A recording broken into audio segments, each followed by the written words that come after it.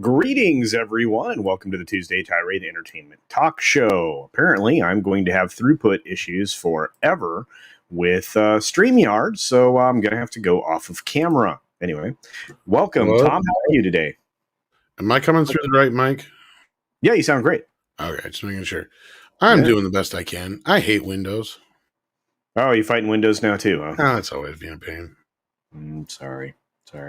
Well, the good news is, we have just not the biggest news day, so we will be able to give you our thoughts and opinions in a brief manner. So, strap in. We can get started with I don't know, Tom. You dealer's choice. Do you want to talk about what we were dealing with now with Space Jam? Do you want to talk about the fall of the Black Widow to a certain extent? Is there anything in particular you'd like to pursue first? Boobs. Well, yeah, I think that's prudent. That's always prudent. But, so looking here, we have, 12 of you in the chat. It's good to see everybody. There's news here, Valiant, you turkey. Look at that. Valiant Renegades here. We got 6. What's going on, 6? Oh, I'm sorry. This is the hair for the day. So, hair for the day. Brightest Day is here, of course. Rogue Disney, what's up? Just saw a picture of you in Disney. Salacious Rum. Let's see. Mr. Dragon is here. Runner is here. Accidental Tourist is here. Our buddy Machini is here. Welcome, Machini. Good to see you. And Lord Thoth, Canadian Spider-Man. And, and me. So I put a poll up, guys. Looks like we got 4 options here. I posted it before the show. So far, we got 16 votes. So hopefully we get a few more before we close it out. Kind of an interesting poll. So, Tom, what would you like to start with? I don't know. I hated Space Jam. Really? Can you, aside from the audience reactions, which you've pointed out now, that they don't line up with the basketball action, right? Yeah. Can you point to something that just doesn't make sense other than LeBron being in a film? The entire thing? Wow. Was there... Well, okay, can you point to something that you enjoyed? When it ended. Okay. Wow, so this really wasn't a good film. If you were to put a rating on it, what would it be? -5. Okay. So with that, it's definitely not in your top 10 films then. Well, like, the best jokes aren't even really jokes, and the best gag in the whole film is really just... It's kind of upsetting in a way once you're done with it, because you're like, oh, yeah, we got played. All right, great. Just like this movie. Okay. Well, I can't argue with you because, the synopsis doesn't look appealing. So you haven't seen it? I've seen the clips. I didn't see the whole thing. So I couldn't force myself to do it. So have you seen the first one? Of course. Yeah. Freaking Michael. Yeah. Oh, okay. Well, then there you go. It is literally Wait, the same movie, but it just takes LeBron a half hour more to do what Mikey does that's in the that's first one. crazy. Yeah, but at least you walked away from that like feeling good about it. The first one, yeah, I enjoyed the first one. Yeah. Second one, not so much. I'm I mean, glad I didn't go spend money on it in the theater. I'd have been pissed, even more so. yeah. I mean, it wasn't a hail over again. It wasn't a film I was jumping up and down to go see. And the original wasn't even either. But when I went there, I absolutely enjoyed it. So I don't know, Tom. I don't know. Um, I've ran into maybe like 2 or 3 people who say it's not that bad, but that's like the best they can muster. but can they tell you why? I don't know. Well, no. I mean, my question always is, okay, tell me what you liked about it, right? I didn't have to pay for. Well, I did. Technically I did have to pay for it. Never mind. Well, no, but I'm talking specifically about like if you confront, that's not the right word. That sounds like harsh.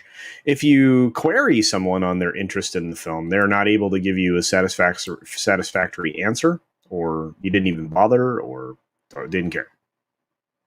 The guy doing Daffy was okay. Okay. Well, there you go. Looney He was Tunes. probably the closest to all the characters outside of maybe Taz.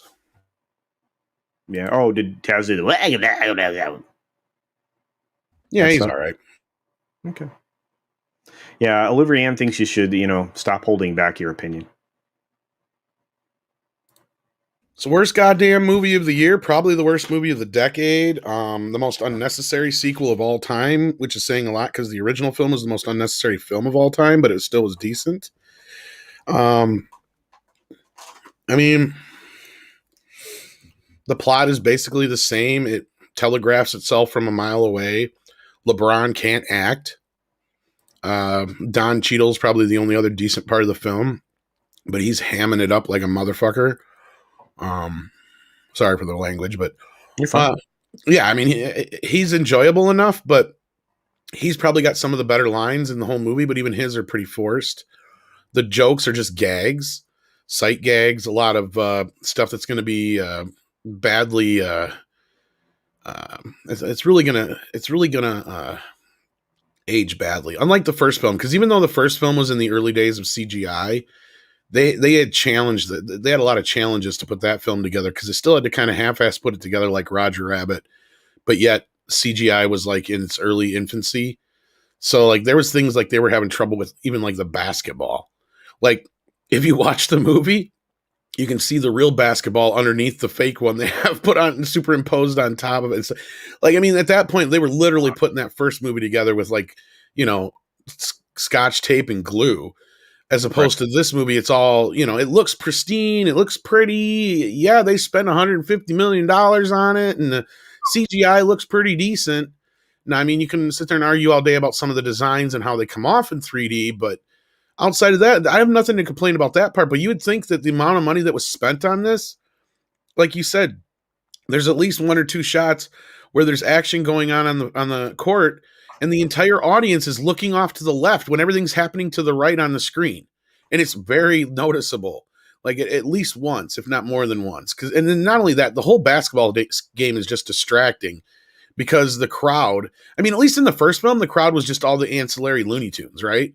Like, because there's, hundreds of Looney Tunes that we all know, don't know them by name necessarily, but they're there. And that Right. was what made up the audience. In this film, it's half the people who are watching it on an app. They get sucked into the actual game. And then the other half is every Warner character. So it gets awfully distracting because you got like Beetlejuice and the Mask and all this shit on the sidelines and the Penguin and Batman and, you know, so you're like, your eyes are scanning for all that shit. So you're not even paying attention to the game anyway. So I'm sure they didn't think anybody would have fucking noticed. I mean, this is just little nitpicky shit. Overall, the movie is a horrible story. I mean, it's the same fucking story as the original, only it's just got forced stuff into it to make it, so LeBron has a little family story in it. And the whole idea of them getting sucked into how it works and how the game works, it's all pretty convoluted. I mean, it really is. Mm. Like I said, I mean, this film was not for me. It wasn't ever going to be for me. I am too turned off by that particular sports star right now to have any interest after he was one of the people that, kind of kept me involved in basketball for a period of time. Um, so Well, that's yeah, the thing. The Looney Tunes have zero investment in this game at first. Like, remember the original film? It was yeah, predicated on the fact that they were the ones in danger and they needed a basketball star. yeah, and they went out and they got the best one, Michael Jordan. See, now this is like the reverse. It's like LeBron's the one who needs help, and the only one who helps him at first is Bugs Bunny, and then he's got to go get his crew, right? And so until Bugs Bunny's even involved in the situation, like he has nothing to do with anything, like, and then Algae Rhythm threatens to delete the Looney Tunes. That's where they're brought into it if they lose. Like, it's so like the Looney Tunes didn't even have to get engaged in this. You know what I mean? Well, yeah, I actually do know what you mean, And and in fact, they're essentially, actually make it harder on LeBron in the end. It's like, well, but here's the thing for LeBron, this actually imitates life because he had to go out and get friends in order to succeed in winning a championship in basketball, right? they have a couple cracks at him, but otherwise they call him King LeBron so much. Oh, My I heard God. that part. That's way too much King. Way too much King. Well, we had a few other people drop in here recently, and of course, somebody already talking about Jungle Cruise, which we will get to, believe it or not. Kind of, I'm a little excited for that film. I'm going to say it out that way. Hey, what's up, Timon Flip? Good to see you. We've got, my gosh, your Muslim uncle is joining us. Hail to you, my friend. Thank you for joining us. You're very welcome. Appreciate you being here. Valiant Renegade. Tom is really excited about this film. Yes, Tom is. Tom is excited to wash it out of his eyeballs and his brain, probably. Cavatinho Cavalryman Che is here. Rogue Disney says Taz is my favorite, and your initials. Well, that's pretty cool. Yeah, I love that. Cast in the Shadows is here, otherwise known as Mando Merc. Good to see you. Why for you bury me in the cold, cold ground? There you go. See, Accidental Torse, he's probably. Yeah, I love that. What's going on there, Steve? Yeah, I see, and that's the other thing. I mean, Taz was such a cool character, right? And he had a pretty decent sized role in the first film. Was he featured a little bit in the second? Oh yeah. He's in this. Actually, he's probably in this one a little bit more. But well, that was the funny thing is when the first film came out, the two most popular Looney Tunes at that time were the two that are hardly in the film, and not only that, they're the two that have been in the least amount of Looney Tunes cartoons, and that was Marvin the Martian and Tasmanian Devil. Yeah, and Mr. Dragon, we're actually going to talk about this because we're going to lead into Snake Eyes here in just a moment because just the way the box office was stacked gave a lot of room to Black Widow, which wasn't anticipating the kind of challenge it got from Space Jam 2. And neither was I because I didn't think Space Jam 2 had it in it to get past Black Widow, but then I guess I must have underestimated the short legs that this particular spider had. So yeah. See, that's the thing we were talking about yesterday morning. Of course, you'll remember culture is there's really zero correlation between the box office drop in Black Widow and there isn't. Space Jam. Space Jam didn't do shit. Yeah. Well, it was soft. Think about how soft that was that they were holding up 31.25 million. Yeah. Is that the right number? That is not numbers for a blockbuster like this. No. And Space Jam 2, I'm sure they were wanting more money for that film. And as you said... Well, let's see what 25 years ago the first movie brought in. I bet you it's similar. Wow, that's a good question. I know that its theatrical run was decent compared to inflation, but back then we didn't make as much money in the box office. There was also a more fair cut for the cinemas back then, right? Okay, without inflation, the original film made $250 million, which I knew it did pretty well. Let's see what opening weekend was. I was way wrong. It did $27 million opening weekend, almost exactly the same as the new movie, and that's without inflation. Ouch. 1996. So that's what, 25 years ago? Yep. Is that right? Is my math good? Yep. Yeah. So with 25 years of inflation, yeah. That means the first movie is probably like, in today's money, would be closer to like $700 million. Wow. Crazy. Oh, I'm And they sorry, Kyle. budgeted this movie almost like $1 billion movie. In what world was Space Jam 2 going to make $1 billion? Sorry, Kai, what was you saying? Oh, no, he was fighting the pole when he was in the chat. So he's like, get the pole out of the way. That's all. Not a big deal. Michael Jordan has character and charisma. Very true. Oh, there you go. I'm glad that Who Framed Roger Rabbit was in my timeline. Toontown is the memory I'll keep. Accidental Right. Tour says. Yeah. Dude, I'm sorry. That film was almost perfect. Haskins was great. Gosh, I always forget his name because I always do it every time for everything he's done. The guy that did Roger. Charles Fleischer. Thank you. And the everything that was in that. Christopher Lloyd was not Christopher Lloyd in that. It was amazing. Yeah, it's like one of the few times he's not just doing the shtick. Yeah. Yeah, I mean, yeah, and that voice was bananas, and his eyes bugging out and everything. They're not kid gloves, Mr. Valiant. Yeah. Yeah. Oh, okay, excellent. Thank you. I will get back with you. I promise. Let's see. Lots of people commenting on this. Good to see everybody that's rolling in. Appreciate your support. Rajesh is here. So many others. Zach's, of course, in the chat. But, I mean, yeah, as far as Black Widow goes, I think just everything we were saying, it proves that, everybody who was going to see this movie went and saw it last weekend, and you made it impossible for this movie to have any kind of legs now. Yeah. And so there's some things to be said for the Samba numbers, because I truly believe that Samba's only useful the first week of film releases. That's going to be one of these day and date things, right? Or to compare like a series that opens. Because I think they're counting 5 minutes viewed as like part of their view number here. In fact, I'm guarantee you that's what they're using, because I saw that this morning. And you're seeing repeat views, I believe, of Black Widow to artificially inflate those numbers on Samba. Because I saw somebody try to make projections based on the Samba numbers for what Disney earned from, the 10-day window views. And I don't think it's accurate how they're trying to do it. I think they're not understanding how those things are calculated. But when it comes to the money Warner left on the table for Space Jam, I agree with you. 2.1 million U.S. households. It's a lot. It's a lot for a family film. Think about how many kids get in and out of those things, and how the sheer volume of concessions that go for that. Tom, how much do you think they left on the table? For which one? Oh, I'm sorry, for Space Jam 2. Because Space Jam actually had just as many people, if not actually more, view it opening weekend on HBO Max as Black Widow did. 2.1 million as per Samba data. Pretty impressive.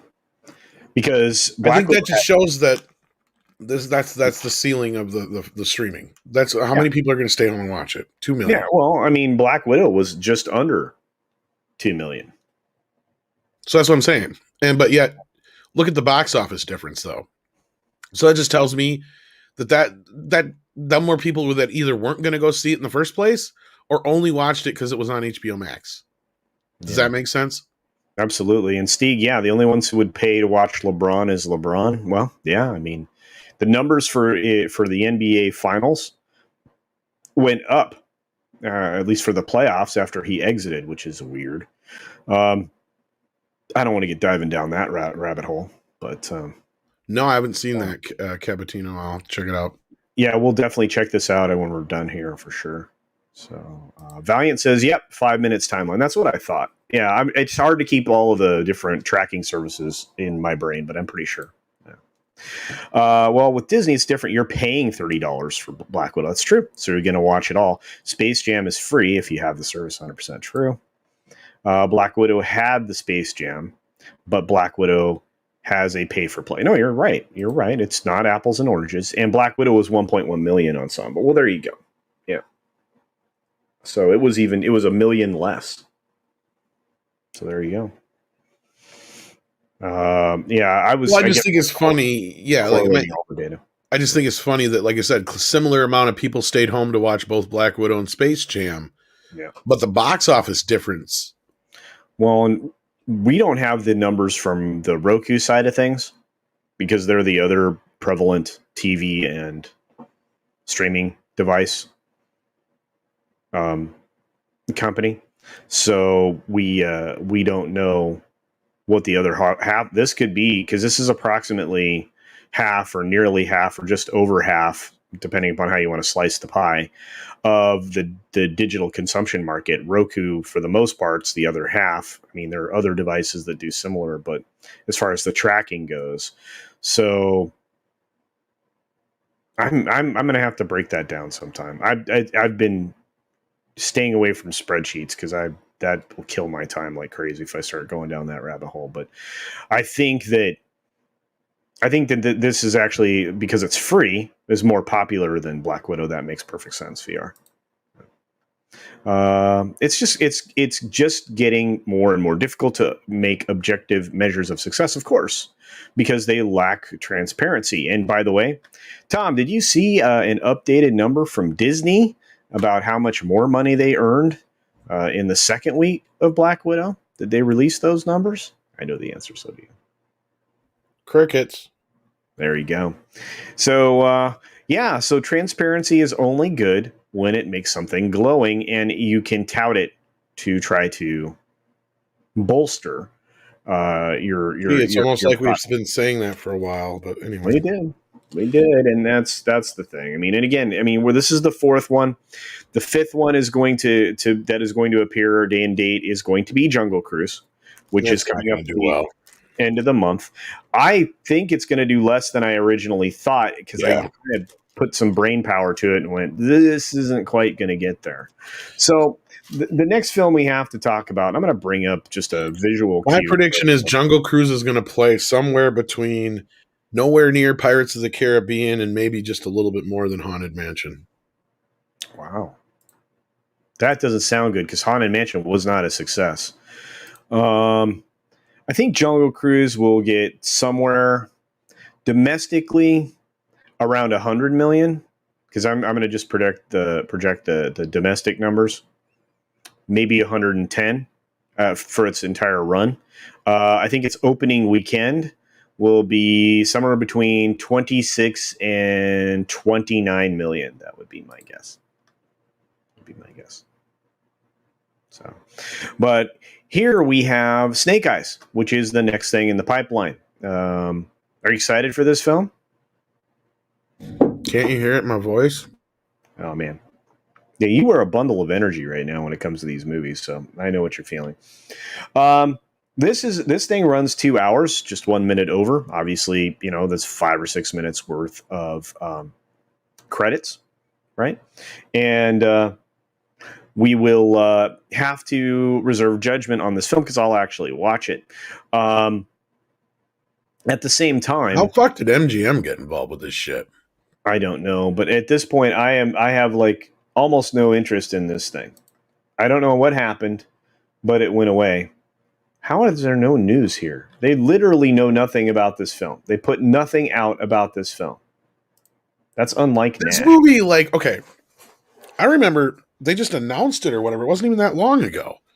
Mm-hmm. Like all of a sudden, it just came out of nowhere. I feel like this movie is going to be like some cheap, low grade, straight to video levels type shit, and they're just the only reason it's getting the kind of attention it is because it's related to G.I. Joe. But now, is it really going to do anything?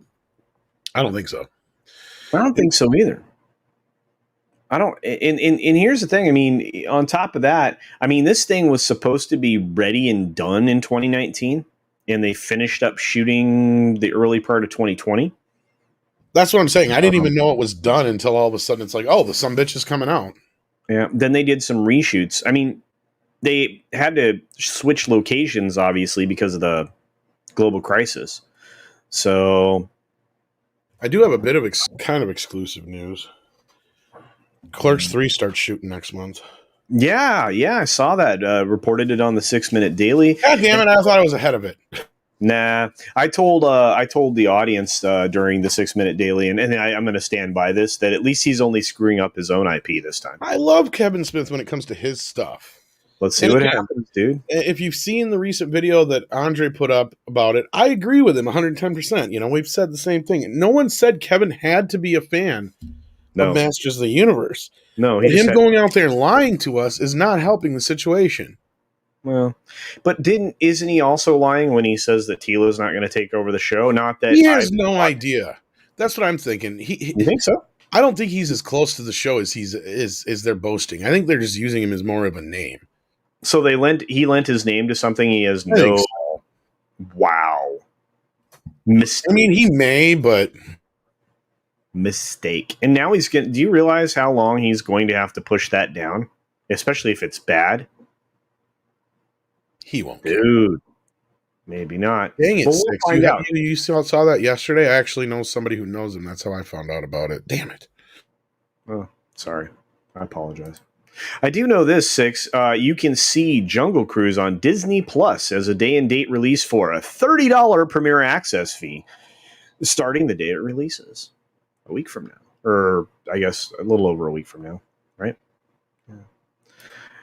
And yeah, Samba's not necessarily gospel for all numbers. They extrapolate those. Yes, absolutely. Because they use a base of, I think their base is like 3 million U.S. households. So they are 100% very useful numbers. And like I said, that's how I kind of want to build a model, is to combine those and Roku with the Nielsen data and see where we come out. But it'll only be useful in the first week.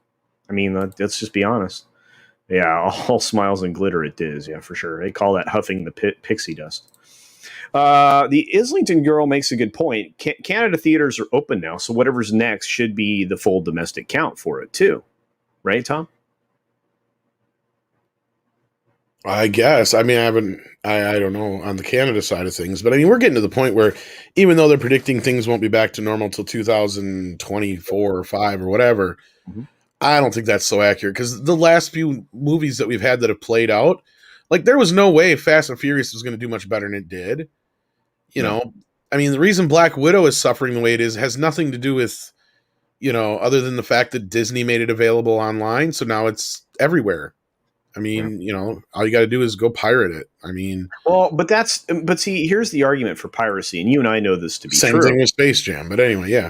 Yeah, the piracy isn't the problem, because people will pay for something if it's of quality. No, I think Mortal Kombat and Godzilla vs. Kong are proof of that, and Godzilla vs. Kong was the one that suffered the most.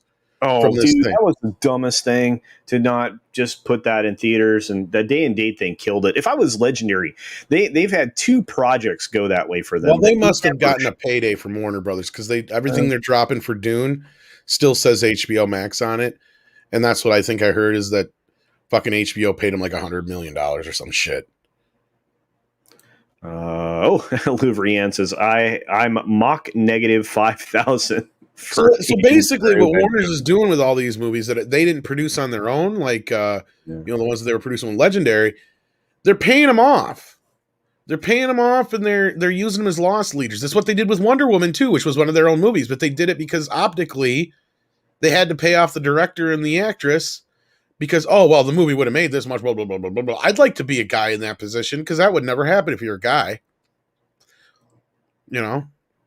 I highly doubt what's his name who directed Godzilla vs. Kong got any kind of big old check from HBO. No, saying sorry, we fucked your movie over. No. I don't remember hearing about that. Have you noticed Legendary has been taking a bath on these joint projects? That's what I'm saying. I heard through the grapevine that after the whole Kong versus Godzilla thing, they were ready to pull out with Dune, but HBO threw them like $100 or $150 million. That's what I'm saying. Like HBO they just like, here you go. But or AT&T, I should say. Yeah. Actually, yes, Rogue Disney. So they are in the process of bringing at the the Society of Explorers and Adventurers. They're going to be bringing that back in a big way in the parks, and it is supposed to set up a franchise. Well, that's what they hope. We'll see. Clownfish will have contact for years thanks to Sniveling Kev. Well, wow. Yeah. I think he Yeah, needs it's content. content. Yeah, content. Yeah, Louvrienne. Yeah. You are 100% right, Louvrienne. Yeah. I agree with you. Hey, what's up, Biggs? True, you can still get stuff on streaming here too. Yeah, and that's the other thing, and this is the other part of the other shoe falling. Premier Access is now going to be available in other territories. They've been rolling it out for a while, and obviously there's a cost differentiation in other countries, just like there is with the price of the subscription service, which is why 70 million people in India, isn't going to be worth the same as the other parts, because they charge a much lower rate there, which is why the ARPU for those customers in India is about 70 cents. So, but you're going to start seeing the day and date release stuff roll out in other territories if they really think that this is successful. If I'm an investor, I don't think it's successful because Tom and I were just talking about it. The best example is Godzilla versus Kong, where you left how many hundreds of million do you think they left on the table? 3? Godzilla versus Kong was almost guaranteed to be $1 billion movie. Yeah, that's what I thought. Yeah, that's crazy. Yeah. Hey, Heather. Kevin Smith still won't let Clownfish. He did a podcast talking about them. Oh, Go. Yeah, Clownfish Go. He did a podcast talking about them, and yes, he cried again because Yellow Flash mentioned it when Smith even cried at the end of WandaVision. Dude, something happened to him, man. When he had that encounter with mortality, and it changed him fundamentally, right? So, yeah. I don't know. Well, it looks like Suicide Squad might be coming to Blu-ray already in October. Whoa, that's a short window. Well, that was about the same for Kong and all that shit already. Yeah, but I mean, now you have actual theaters open for a bit. That's insane. Yep. Yeah, that's their average revenue per user, Stieg. It's actually 70 cents per user. Is what their revenue is. That's not profit, revenue. That's the other thing people. There's not the same thing. It's like the box office grosses. The studios aren't taking the gross home. And by the way, I also learned that with Premier Access, Disney does not take that all away free and clear. There's a decent chunk that they don't get. It's like they're missing out on about 27% or something like that. And I will pin down the exact number so I can report on it at a future time. But they're not getting the full revenue collect of that $30 Premier Access fee. Just FYI. So Smith didn't have a heart attack. He was new. Oh my goodness. Is that true? I don't think it's true. But possibly. I mean, somebody gave him they rubber banded it, and then. By the way, I'm not even going to start talking about all that. Wonder Woman 84 Blu-ray is 60% off already at the movie store that you use. Does that surprise you? Nope. Yeah. Here's the other thing, guys. When films start to get past the 2-hour mark nowadays, it doesn't make them better. If anything, there's too much in there. And I'm going to start talking about Jungle Cruise now and say this. That film went from being over 2 hours to about 90 minutes. I think it's running 96 minutes now. Good. They chopped it down. Yeah. They cut off a lot of superfluous stuff. And, maybe the story will be better because you got rid of the things that maybe we've been complaining about, like talking about feelings in hallways. Do you think the Jungle Cruise will pass the Bechdel test? I don't give a shit if it does. Neither do I. It's not like it was going to win an Academy Award.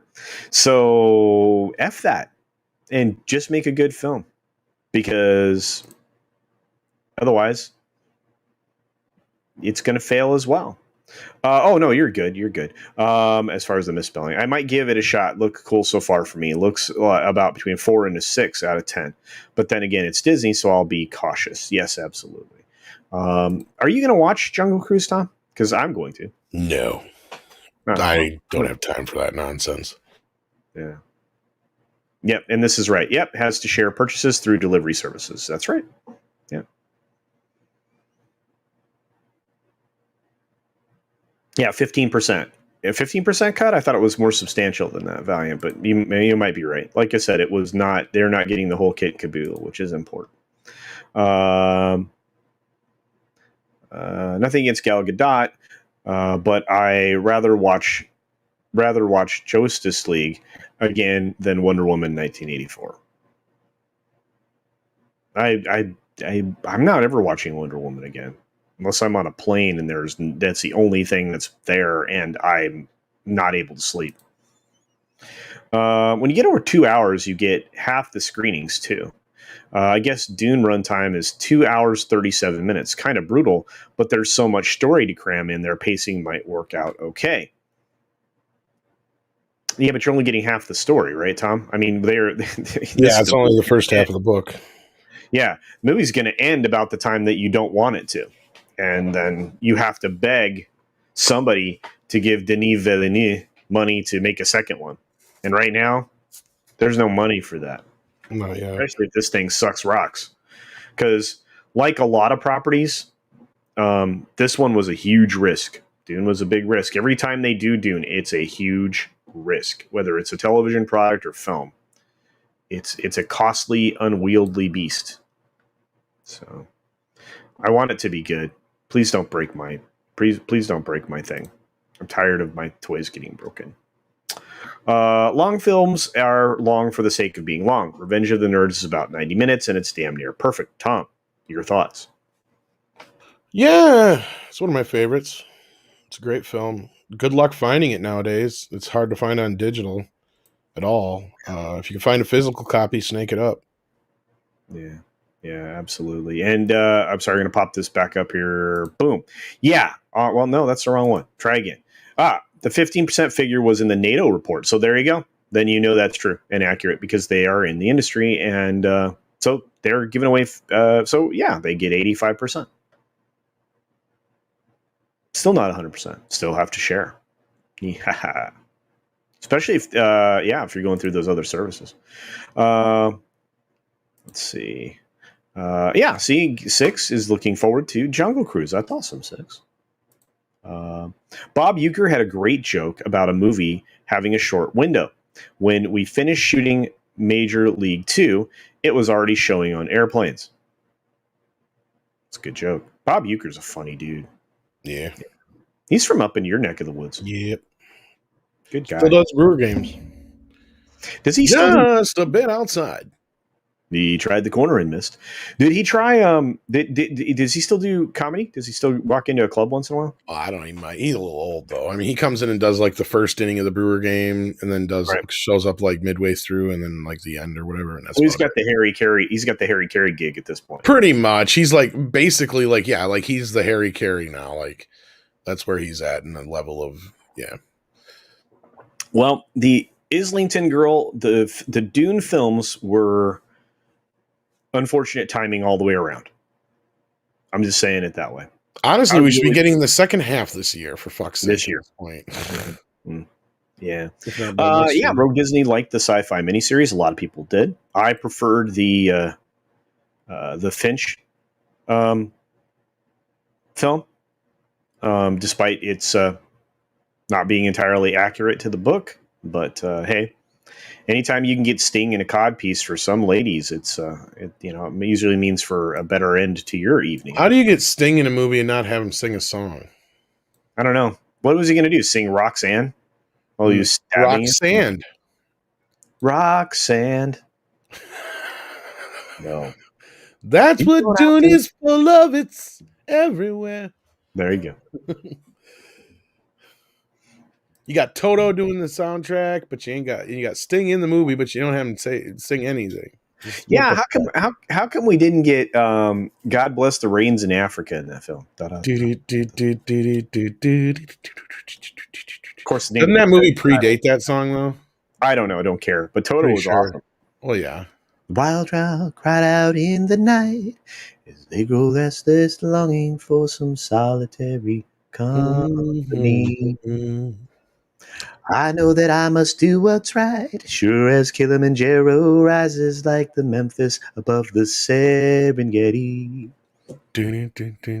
Man, God, what that whole album was incredible, incredible. What's funny is how much shit they wrote for other people too.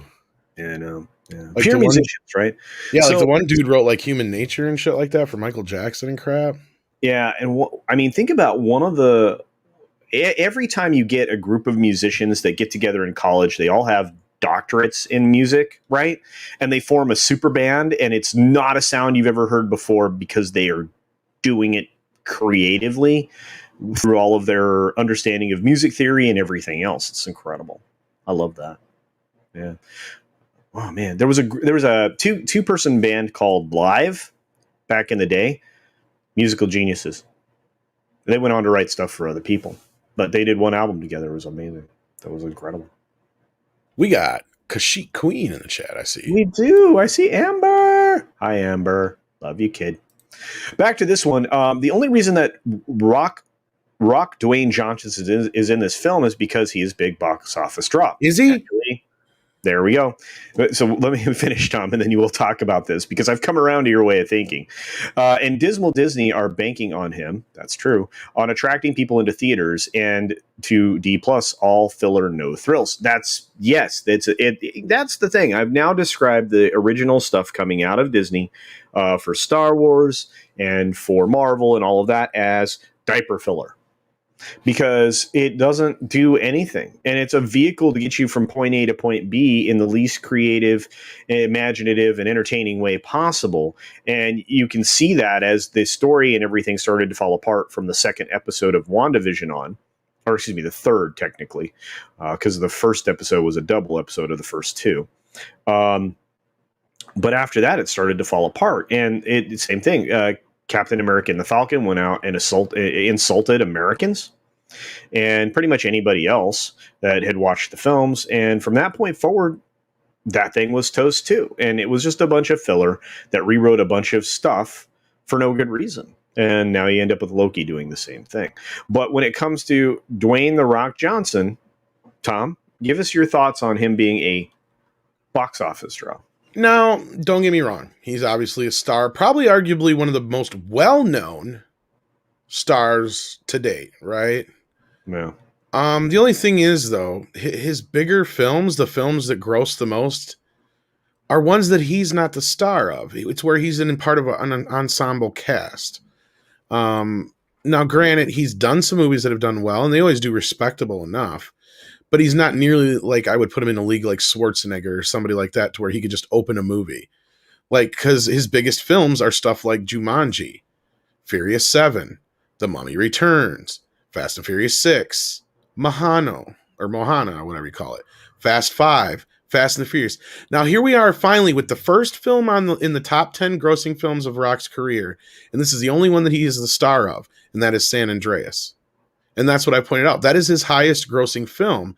And it's only made $169 million, roughly. I don't know, closer to 150, and only like 400 and some worldwide. So that's the thing, is he's a draw enough. But then guess what his next biggest film is after San Andreas? Oh, Solo? Get Smart. Oh, really? I was going to say Walking Tall. No, then The Scorpion King is his next film where he's the star. So that's what I'm saying. None of the movies that he's done in the past 2 decades outside of San Andreas have done anything really at the box office. They've all actually been middling to low. Yeah. He's an ensemble guy. We've had exactly. If you put him in an ensemble, he'll juice your franchise the fuck up. But I don't think Jungle Cruise is going to do shit. Not nearly as good as Jumanji. And people are going to get a lot of Jumanji vibes out of it, I think. because of the jungle aspect. Yeah. Yeah. And for a moment, we'll return to the Bob Uecker discussion. Bob Uecker to the Brewers is what Skip Carey was to the Braves. R.I.P. Skip. Yeah, absolutely. Man, Which is funny because Uecker played for the Braves. He did. When they were in Milwaukee. That's right. And most people don't know he was a catcher. So most people don't know that. I thought Sting contributed to the soundtrack when he was playing, he says. No. Yeah. He's always great at making fun of himself. He would have made that. His self-deprecating humor and timing is incredible. So, but Daniel Hall says, I thought Sting contributed to the soundtrack. I don't think so. I thought it was almost all Toto. No, he doesn't have one song or nothing on there. You would think like he would at least get like, the sands of time are coming through the dune, and the spices in my mind, and it's ruining my room. It's green. I don't know, something like that. The man is floating around. I think he could sing about like sand in his codpiece and how uncomfortable it is. It gets everywhere. It gets between your cracks. Yeah. There you go. Hobbs and Shaw, another ensemble, basically in a spin-off of Fast and Furious. Oh, I saw this. Some really inexperienced guy just got announced as the Blade director. Yeah, I'm not surprised. That's what they do now. I mean, that whole thing fell apart way back when I was kind of reporting on it. Because Wesley's people are just like, fuck this noise, and they walked away. Shellback asked this question. I have not talked about it here, about what happened to the Jungle Cruise ride at Disneyland and it's happening at Disney World. I haven't talked about what they did. They savaged Walt's creation, one of the last things that existed that he physically had his hands on. And it's kind of an insert into what is going to happen in the film, kind of like they shoved Johnny Depp into the Pirates of the Caribbean. By the way, if Disney was so concerned about that and Johnny Depp's, harming their films, why is he still in Pirates of the Caribbean rides?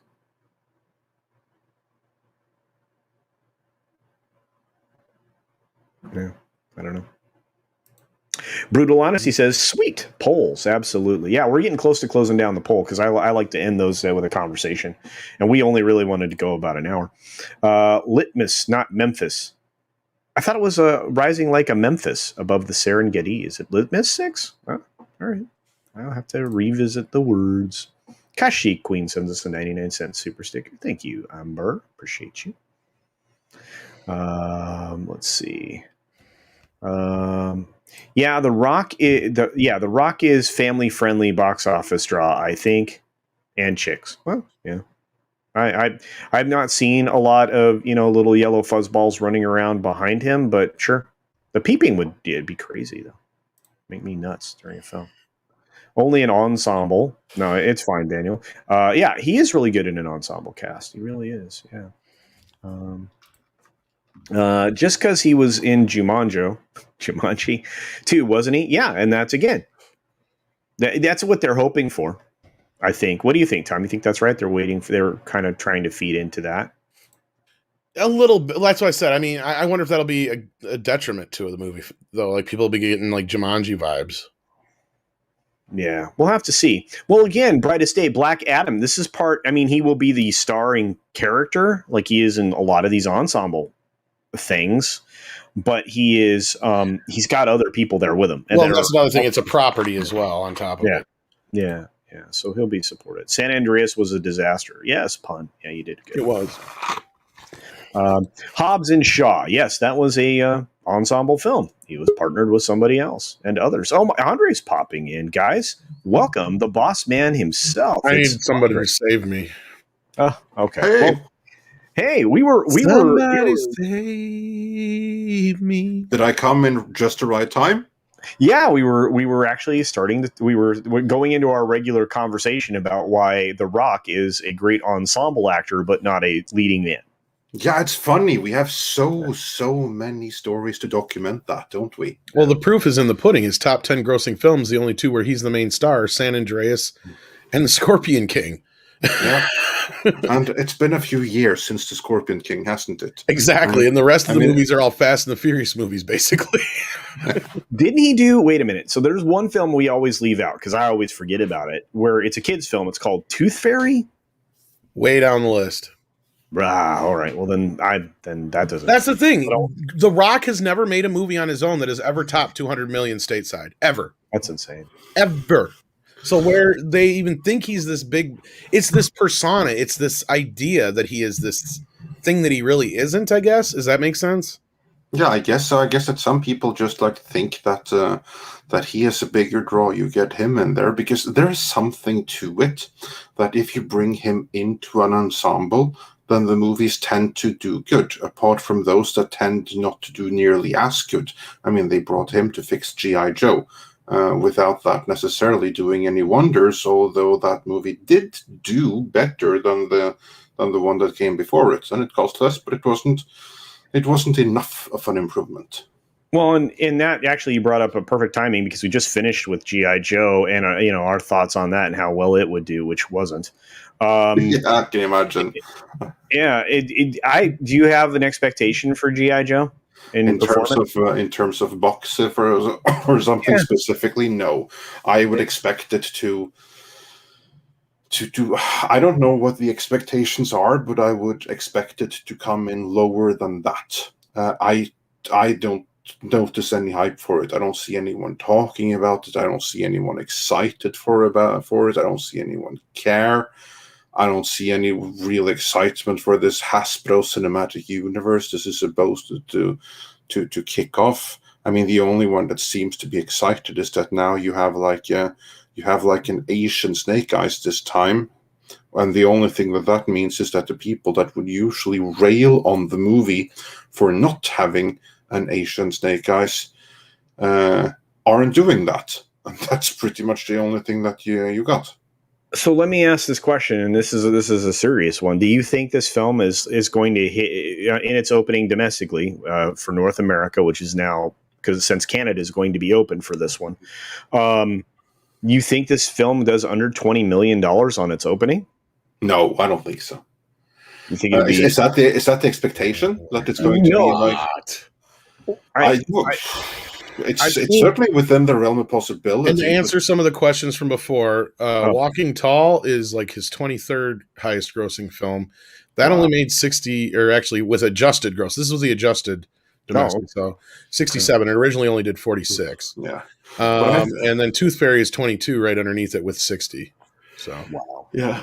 What I think is that if this was a normal situation, if there had been no lockdowns or anything like that, if this was the summer of 2019 and all else was equal, I would expect this to open to like 40-something million. You know what? We actually have precedents for this to know exactly what it might do.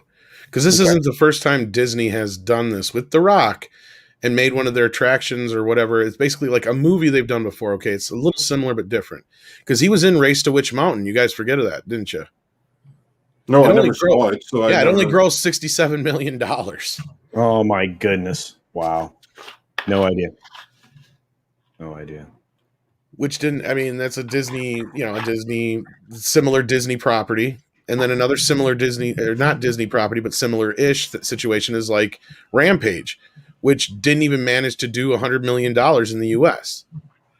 Yeah. Like a lot of his movies are hits because he's huge all over the world, not so much in the U.S. Yeah, exactly. And that's why I compare him to Schwarzenegger. Yeah, sorry, go ahead. No, and that's a fair comparison. At least in some sense. Of course, he's never as big as Star Trek was in his big. As Schwarzenegger was in his biggest. Then I mean as a star, but he's quite overrated in that way. It'll be interesting to see what the Black Adam movie is going to do when that comes out. And we were just talking about that. So again, impeccable timing. Is the fact that that's a superhero film, an established property, right? DC, along with a bunch of other quality actors surrounding him, going to make it so that that's a very successful entry? Good question. No, and another similar film. He was in the sequel to Journey to the Center of the Earth. That only made $103 million. See, and these are films that are forgettable. What it shows me is he does a lot of films. Yeah. You know, And many people seem to forget that for everything that he's in, that's a hit, where you can like make the argument that it's successful because of him, like Jumanji and stuff like that. For all of those, you have a Rampage. And I'm curious if here's the thing with Black Adam. I think Black Adam's success is going to teeter on whether or not Henry Cavill's in the movie or not. And at this point, I don't think he is. he's not. He's No, I not. don't think so. There's been nothing there. If anything, if they give him an end credit scene, which is like the most he could hope for, who knows? But we'll see. I mean, again, he shares the agent. I think this is a conversation we've had on Midnight's Edge. Actually, he shares the agent. You know, his ex-wife is his agent, and it also is Henry Cavill's agent. So, I mean, there's a pipeline there. They want to take advantage of it. But John Platt sent us a 3-pound super sticker, and it says "My Hero" with a little Shiba Inu dog. I think that was timed when Andre showed up, so it's appropriate. So, of course. Well, if he refers to me, then thank you. And Shiba Inu doggies are cute. They are very cute. Yeah, in fact, so if there was one available at a rescue right now, I would pick one up. So, We should bring Valiant in here. Yeah, just never leave your house alone again, because they're called Red Devils for a reason. Yes, they are. Yes, they are. Oh, I know them. I'm familiar with the breed. Stieg says he piggybacks off of competent actors. That's well said. I think that is like a defining characteristic for Mr. Johnson. Yeah, I don't know. I don't know anything about that. I'm not going to dive through. I think that Andy Garcia, his agent, is actually a really, really big reason behind his stardom, because she's been able to pick projects where at least there is this perception that if he's in it, he's going to fix it. Because you still have this perception there.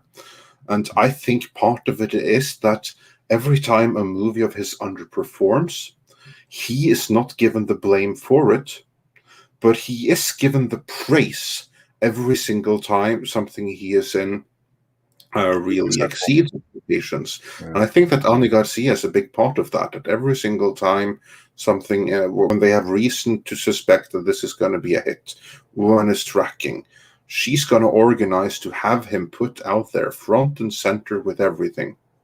Right. Whereas for everything kind of else, like JJ. Yes. Yes, exactly. Good politician. I think that the reason why he still has his ex-wife as an agent is because the two of them together are great politicians.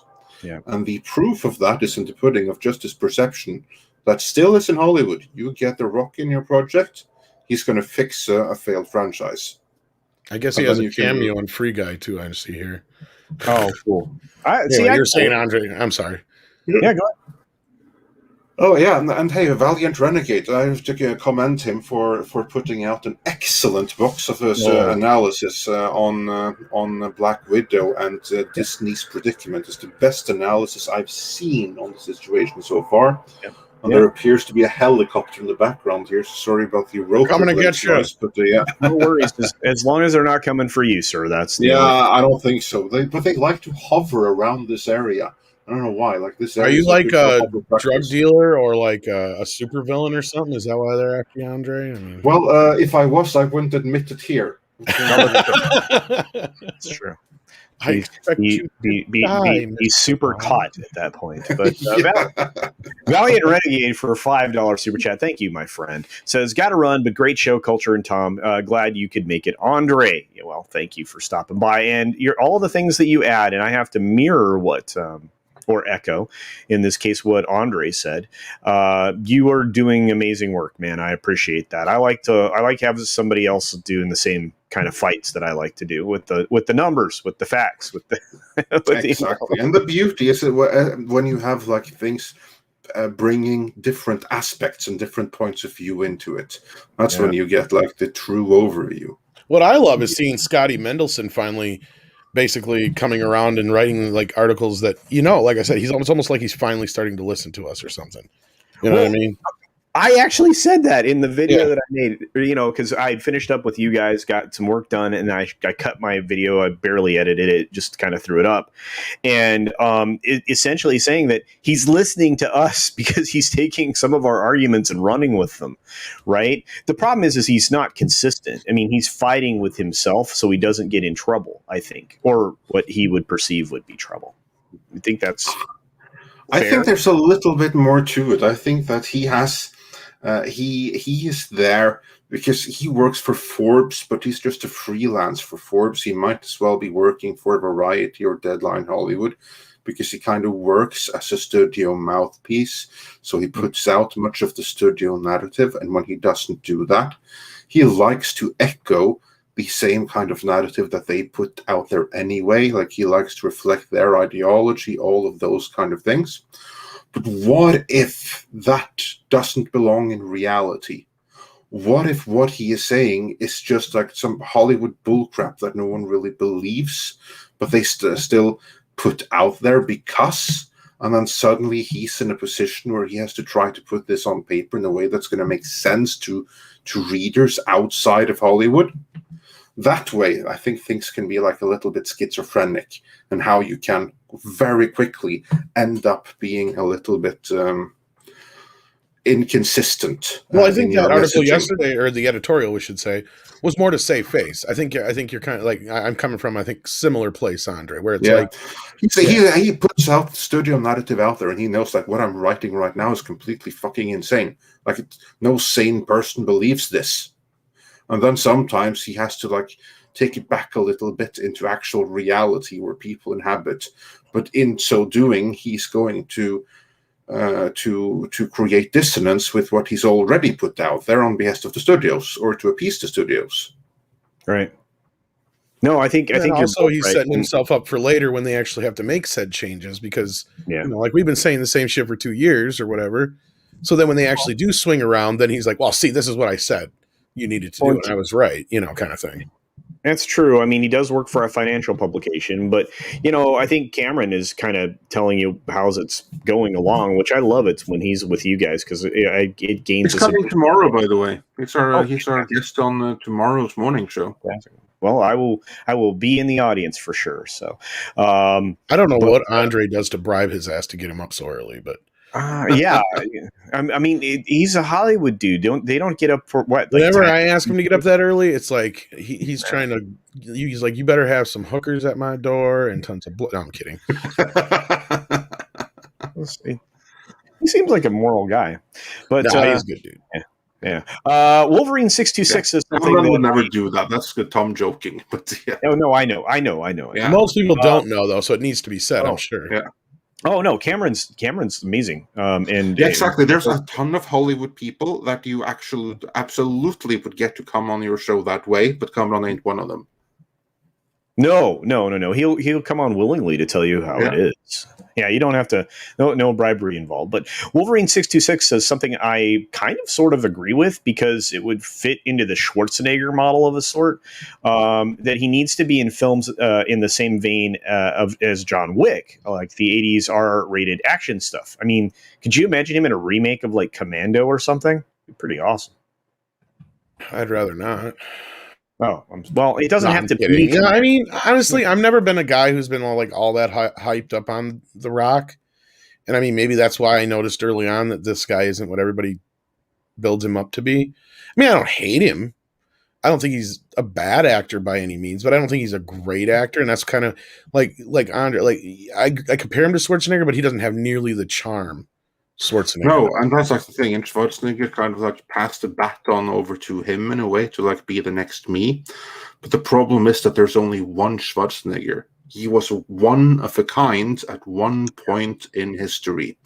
And kind of like John Wayne and stuff like that. Yeah, exactly. Yeah, exactly. Like John Wayne. He was someone that was just he was the spirit of the time personified. Yeah. And Schwarzenegger was that too. But he was that 10 times as much. Like I was told by someone who was there at the time, I think it was T-Shirt Historian who said it, When Schwarzenegger first hit the mainstream in the U.S., everyone was so fascinated. It was like an alien had landed on U.S. shores. So it was like lightning in a bottle, with like everything being perfect all at once. And The Rock simply doesn't have that. He's like, here's like your replacement Schwarzenegger. He's just a former wrestler. We've already had that a million times over. And 6, even if you're talking about Schwarzenegger, no, he's not a great actor. And he even knows that. In fact, he actually can speak English better and probably could act better than he puts out there. But a lot of that he does because that's just his image. Oh, he's admitted that. Like he's apparently he's near fluent after like it's 50 years in the States. Yeah, like his English is better, or like his native. Apparently he has to watch himself every time he's in public that he maintains his accent, because otherwise he's going to sound near fluent as an American.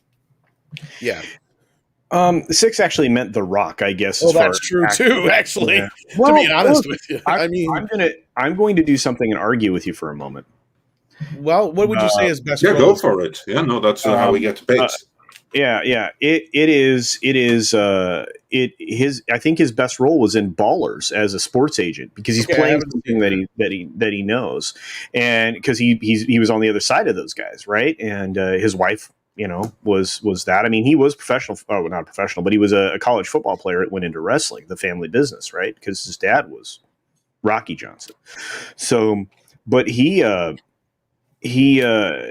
on the other side of that table, and so when he brings that to the role, he's playing this character. He's playing that. It's one of the few times he steps outside of the the tough guy part of it. The only other one I was going to say was when he played the gay guy in Be Cool. That's probably his best. Yeah, no, for film, probably, yeah, I would say that's probably true. Yeah, I gotta always forget he's in that. That's where he stepped out of it, and then he did that so early that I couldn't believe it. Like he totally blew. Like I was like, that's ballsy of him, because here he is, and this wasn't now. When now it would be like, oh, that's brave and fucking stunning. No, back then, like they kept that under wraps until the movie came out because it was kind of controversial. Like at that time, it was still kind of you still had guys like Robin Williams playing gay guys in the Birdcage and stuff like that. So like to have somebody like The Rock come out and play a gay guy in a major movie like that was kind of a bit of a tongue-in-cheek kind of thing. And he pulled it off. I thought he was the best part of that movie, because otherwise I thought that movie fell flat compared to the original. And I love the original. I think we have to appreciate movies like that, because I think from now on it just might be problematic with straight actors playing gay characters. Not the other way around, of course, but yeah. Well, then you had like the one I just brought up, The Birdcage, where you had Nathan Lane, who is openly gay, playing against Robin Williams, who wasn't. So I mean, you had at that time it just didn't matter. But those two, that was a huge successful film. It still is a film I will pop in and watch, because it's so well done. It's brilliant. I mean, and you had. I mean, think of the people that were in that. One of Gene Hackman's last decent roles too. Yeah, Diane Weiss, right? That's her name. The one from Edward Scissorhands.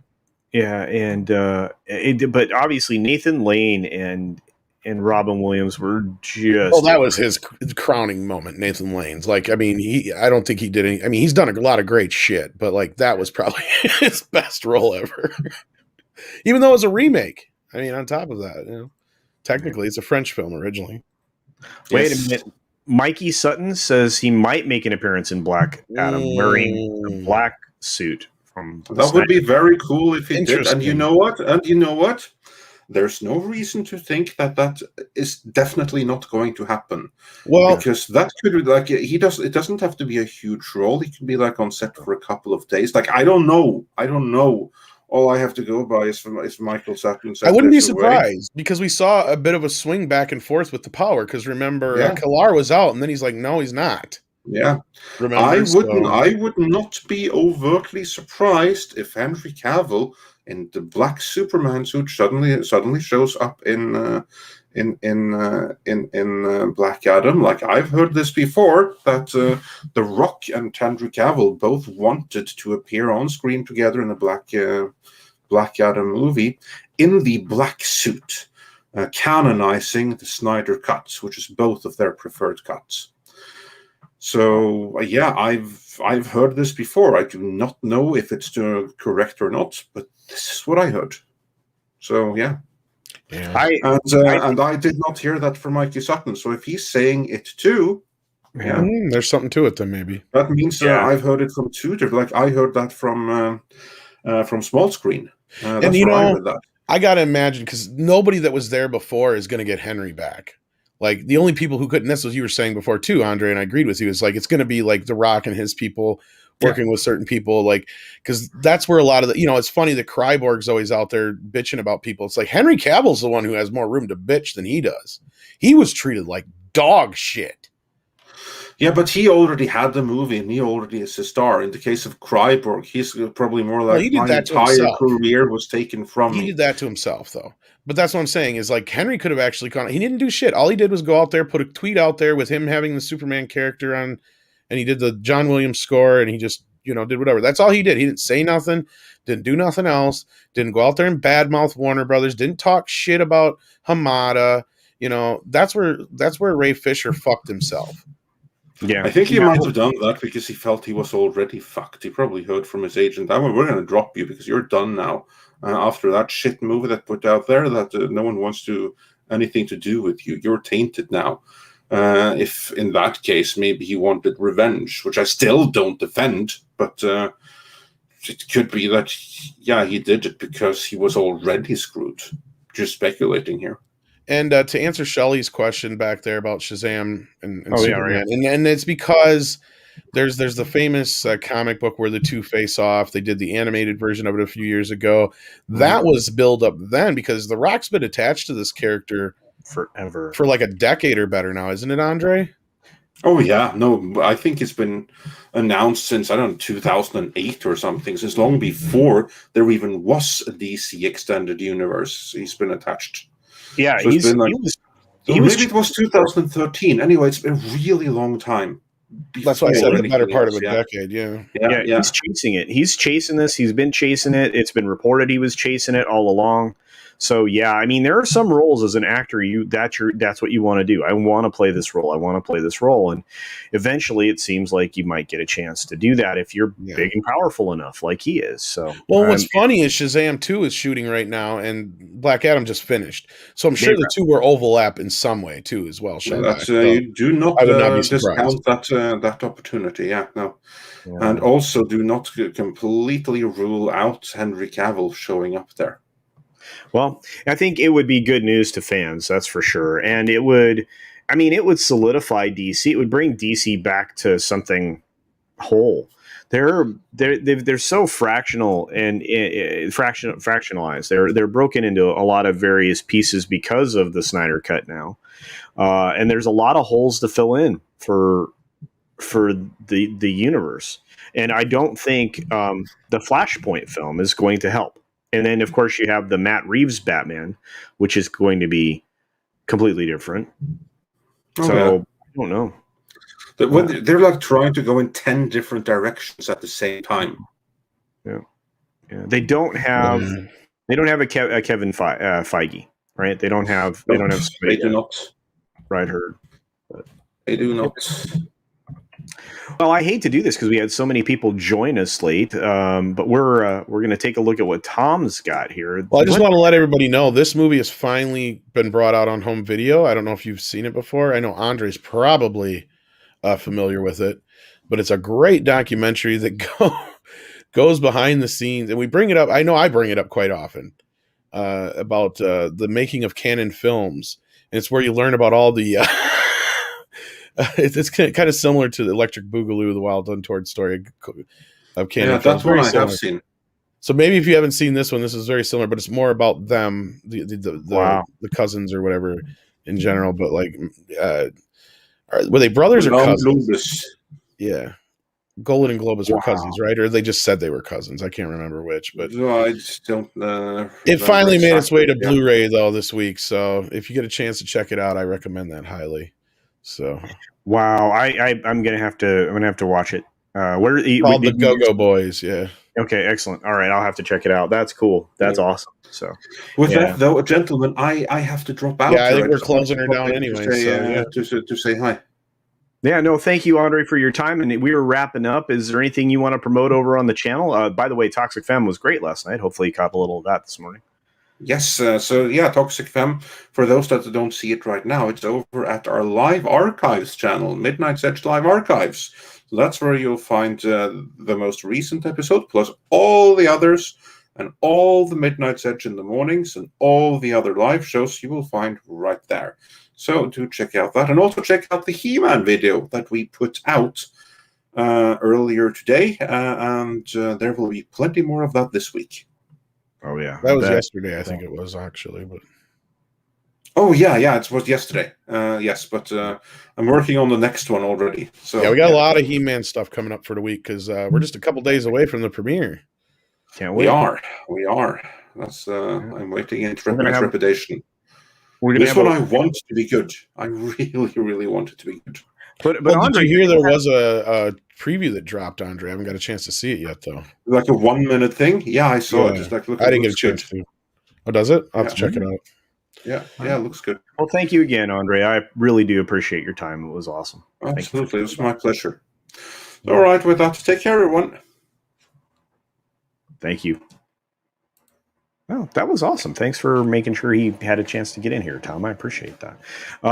Anything you want to talk about that we're coming up on? Because I know that we're going to get a week's worth of content out of He-Man, at least. I'm about to watch the clip. Other than that, yeah, I don't know if you want to vamp for a minute. Me too. Yeah. I'm going to do that. And then, I don't know. If you want to watch the clip right now, I can say hi to the people that have just showed up.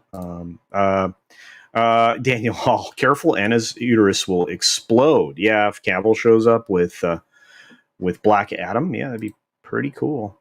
Man, a lot of people just rolled in. So good to see all of you. My goodness. Canon Films, co-cookers and money laundering. Absolutely. Yeah, Toxic Femme was incredible last night. Just absolutely incredible. Daniel Hall was over on Kev's channel the other night, and he was getting pretty good about his BS. Really? All right. It's going to be King Grayskull. Oh yes, yeah. I think you're right. I think that it's already been confirmed that there's going to be some changes there. Lindsay says goodbye to Andre, who's already left us, unfortunately, but it's good to see everybody. I mean, Parrot Head rolled in here. Okay. Uh-oh. It was He-Man for 2 seconds, I guess. It's probably something from the very first episode, probably from the first 5 minutes of the first episode. Man, they really want to try to get people past over the hump on this, even though everybody knows what it's going to be. I mean, it looks good. The voice work seems okay. The music's a little overbearing. It makes it trying to make it feel more epic than it really is, but okay. It's a trailer. It's not, well, it's just a clip, really, is what it is. Well, we shall see in a few days. Yeah, we will. Kai says, hey, Culture Casino, for anyone looking to get into anime, my first intro to anime video is premiering in a little bit. Well, hey, guys, check that out over on Kai MFS's channel. Kai makes fun stuff. He's a good guy. I hung out with him briefly last night and then went on to torture myself elsewhere with other people that I enjoy hanging out with. And when I say torture, I mean I didn't get a lot of sleep last night. Guys, you keep me up because you're too much fun to hang out with. It's all your fault. It's only a minute. Okay, I'm going to check it out for sure, guys. I really am. Kev's probs are his own making. The guy can't keep his mouth shut. It's very true. It's very true. Anything else, Tom? You want to promote, say wonderful things about Bash, throw rocks at? I don't know. I mean, I'm kind of quasi excited for He-Man. I hope it's decent, but I'm not going to hold my breath. Are they dropping all those episodes at once, or what are they doing with this? I can't remember now. I know they're doing it in two parts. Yeah, I think it's dropping in 2 batches. Okay, so it means I'm going to have to watch a whole chunk of episodes at once. All right. Yeah, and then you can say, I see where this is going. When does Suicide Squad come out? Is that this week or next week? It's August, right? Yeah, I think it's August, yeah. Yeah. So it's Jungle Cruise, then Suicide Squad, then I think the next big thing would be the Marvel thing, right? The Suicide Squad's the only thing I'm really looking forward to until Ghostbusters. I'll be 100% honest. Yeah. And hopefully that's still coming out this year. And then other than that, like, yeah, I mean, Spider-Man, sort of. Here you go. First 4 drop at once. Okay, thank you, Daniel. So it's like, yeah, okay. So basically like a movie. Like part 1 of a movie and then part 2 of a movie. Okay. Yeah. This is good advice. Don't come over to Jesse's stream. You'll be Jesse's trouble, but we love him. Yeah, very much. Oh, wow. Yeah, YouTube has been unsubbing people. So go and give anybody that you decide to follow, give them 3 to 5 minutes a month so that doesn't happen. Because otherwise, no remorse. They catch you. Yeah, you're ready for Ted Lasso. A lot of people say that. Laszlo, or who'd you say? Or Laszlo? Ted Laszlo. Oh, I don't Ted know. Lasso. We love Jesse indeed. Absolutely. Can confirm too many late night streams I can't be a part of. Yep. And that happened to me last night, hanging out over on the Wake Downs channel late, thinking I was only going to be there for 15 minutes. Then they started talking about the old school Disney stuff that I know inside and out. That was a problem. So that's a problem. Get me talking about that. But anyway, all right, we're gonna get out of here, guys. Thanks for joining us today. It was a fun show. We went in completely different directions than what I thought, which usually happens. I did update the members credits, so if you're a new member, your name should be here. If not, let me know. Be sure to take care of yourself, take care of others, wash your hands, of course, because it's good hygiene. And until next time, bye. It's Culture Casino. Culture Casino. Culture Casino. He's got awesome hair. And he doesn't really care. It's Culture Casino. It's Culture Casino. It's Culture Casino. It's Culture Casino. It's Culture Casino. It's Culture Casino. Probably takes me, Stay regular. Have a great day, everyone.